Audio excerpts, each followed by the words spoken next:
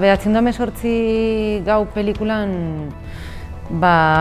funtsean kontatzen dut espetxean egondako egun horien esperientzia. Batez ere ez da guztiz bizipen hori kontatzea edo errekreatzea, gehiago da refleksio bat bertan bizitakoaren inguruan, irudik ez duen mundu bat, eta pixkat hori nola ekarri zinemara, ez? Nik egin dut ibilbide guztia zinemaldian, hasi nintzen ikusmira berriaken 2018an, eta hor garatu idatzi nuen proiektua. Eta oraingoan ja, etortzen naiz, proiektuarekin ia bukatuta, hemengo beste sekzio, work in progress sekzio batetara, ez? Niretzako pelikularen prozesuan izan dira bi momentu importanteak, ez?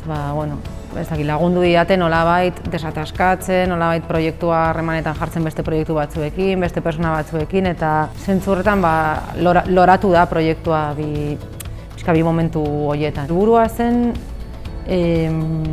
zinemaldian normalean biltzen da jende asko, aurten oso arraroa izan da, baina bestelare biltzen dira persona asko, batez ere programatzaileak, ekoizleak eta beste zinegile batzuk.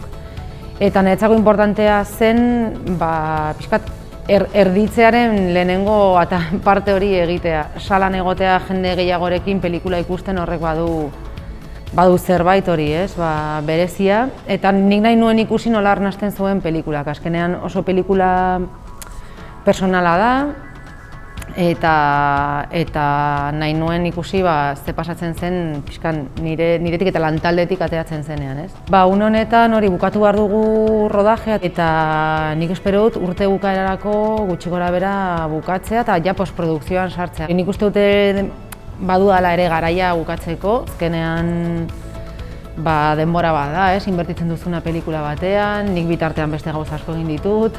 Orduan ere ja sentitzen dut badela ja amaitzeko momentua, ez nuke luzatu nahi. Ez niregatik, baina pelikularentzako ere ez dut uste ona izango litzatekeenik.